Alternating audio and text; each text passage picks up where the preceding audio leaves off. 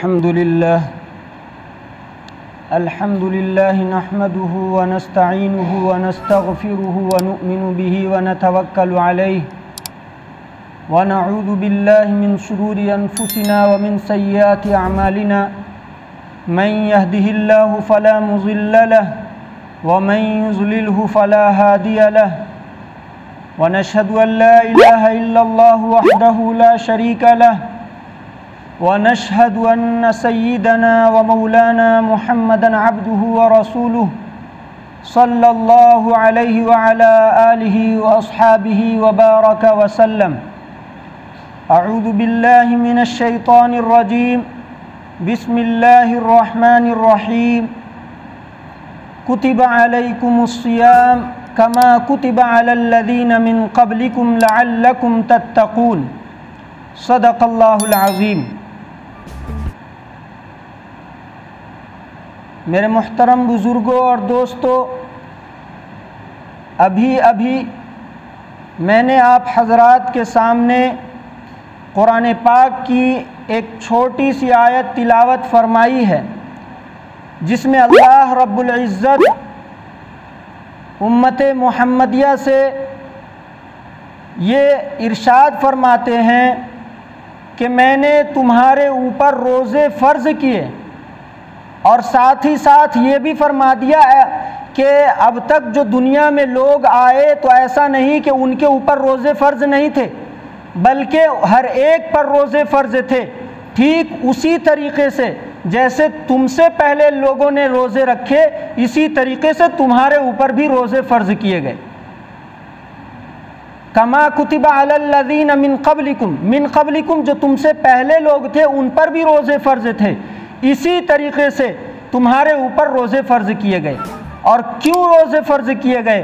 خود اللہ رب العزت اس میں ارشاد فرماتے ہیں لعلکم تتقون، کہ یہ روزہ جو ہے تمہارے اندر تقوی لائے گا، روزہ تمہیں تمہارے مقصد کی طرف لے کر جائے گا. تم نے جو اپنے رب سے وعدہ کیا اس وعدے کو یاد دلائے گا. لعلکم تتقون، کہ تم متقی بن جاؤ، پرہیزگار بن جاؤ، اس لیے جو روزہ جو ہے تمہارے لیے دیا گیا.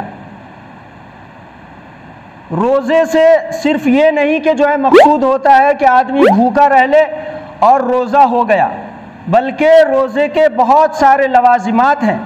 اس میں آنکھ کی حفاظت، اس میں زبان کی حفاظت، اس میں قدم کی حفاظت، اس میں ہاتھ کی حفاظت، اس میں دماغ کی حفاظت.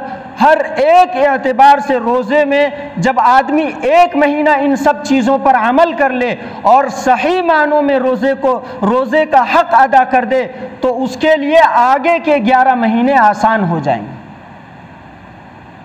تب وہ جو ہے جا کر لعلکم تتقون وہ متقی بن جائے گا. لیکن اگر کوئی شخص روزہ اسی طریقے سے فرض ہے جس طریقے سے ہم نماز کو فرض سمجھتے ہیں، روزہ ٹھیک اسی طریقے سے ہمارے اوپر فرض ہے جس طریقے سے کسی مالدار کے پاس اگر مال و دولت ہو تو اس کے لیے فرض جو ہے حج کو ہم فرض سمجھتے ہیں، اسی طریقے سے روزہ ہمارے اوپر فرض ہے. جیسا کہ اگر کسی کے پاس مال و دولت ہو تو اس کے اوپر زکوٰۃ کو فرض سمجھتے ہیں، ٹھیک اسی طریقے سے اللہ رب العزت نے روزہ ایک ایسی عبادت ہے جو ہر مومن بندے کے اوپر فرض فرمایا.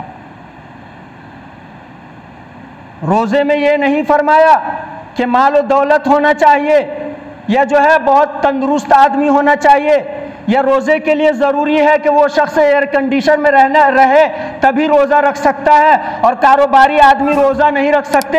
ایسا ہرگز نہیں ارشاد فرمایا، بلکہ روزہ ہر ایک شخص کے لیے ہے.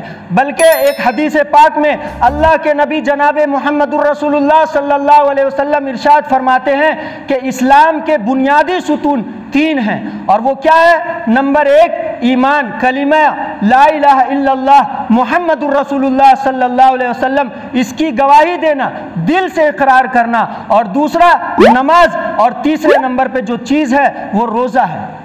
اس لیے کہ زکوٰۃ اور حج تو ایک خاص لوگوں کے لیے ہے کہ اگر ان کے پاس مال و دولت ہوگی تب جو ہے ان کے اوپر فرض ہوگا۔ لیکن یہ تینوں چیز ایسی ہیں کہ اس میں نہ مال کی ضرورت، نہ مال و زر کی ضرورت، کسی چیز کی ضرورت نہیں۔ اگر تم نے اللہ کو اور رسول اللہ کو مانا ہے تو تمہارے اوپر فرض ہے کہ تم روزے رکھو۔